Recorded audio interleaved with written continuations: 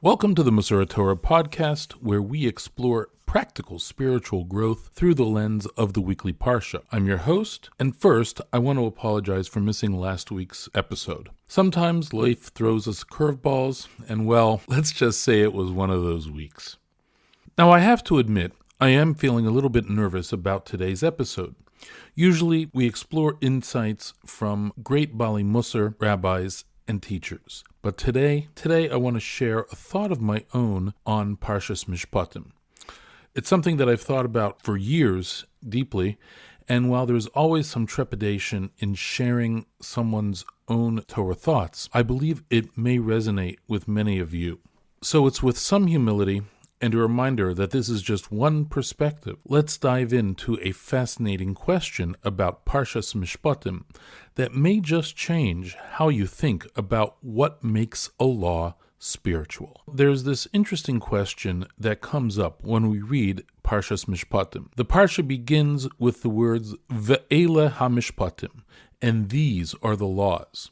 Immediately, Rashi points out that just like the Aseret Dibros were given at Har Sinai, so too were these civil laws. Here's the thing. Why did these particular laws need to be given at Har Sinai? I mean, we're talking about basic civil laws here. Every ancient civilization had their own legal codes. The Babylonians had the Hammurabi Code. The Romans had their famous legal system. So what makes these Torah laws so special that they are needed to be given alongside the Aseret HaDibros? Well, friends, this is where it gets interesting. These aren't just any civil laws.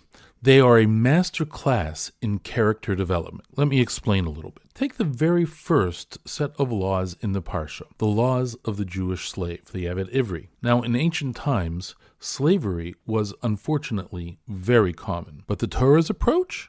Revolutionary. Not only does it guarantee the slave's freedom after 7 years, maximum, but it gets into the details of how the master should treat them. The Talmud says something remarkable. He who acquires a slave acquires a master. Think about that for a moment. This isn't just about social justice. It's about working on our midah of gaiva, our tendency toward arrogance.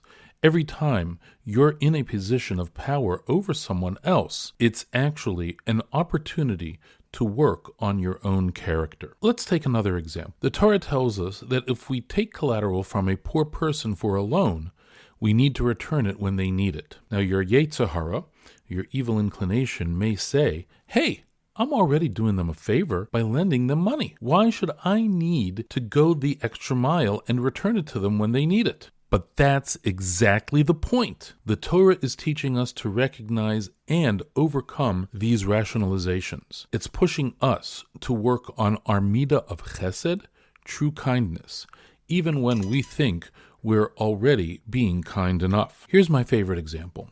The law about helping unload your enemy's overburdened animal. The Torah says you have to help, even if you really don't like the owner. Why? Because true spiritual growth comes from helping those we dislike, not just our friends. There's this beautiful story about Rabbi Yisrael Salanter that really brings this point home. A Talmud once asked him about the extra stringencies they should take for making matzahs. Instead of giving technical advice, Rabbi Yisrael Salanter told him to be extra nice to the widow who cleaned the floors of the bakery. And this, my friends, is the deep message of why these laws were given at Har Sinai. They're not just about maintaining social order. They're about the constant work of refining our character through our everyday interactions. Every time we deal fairly in business, every time we show compassion to someone in a weaker position, every time we help someone we don't particularly like, these are all opportunities for spiritual growth. The Torah is teaching us that working on our midos, our character traits,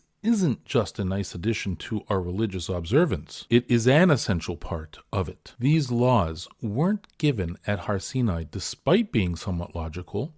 They were given at Har Sinai precisely because they provide the framework for the deepest spiritual work we can do. Before we wrap up today's episode, I want to leave you with a thought to carry into Shabbos. Every interaction this Shabbos and this week, whether it with family, guests, or even strangers, is an opportunity for working on our midos. Maybe it's being more patient during the long meal, showing extra kindness to someone who's difficult, or just being fully present with those around you. This has been the Musar Torah podcast. If you gained something from this episode, please share it with others.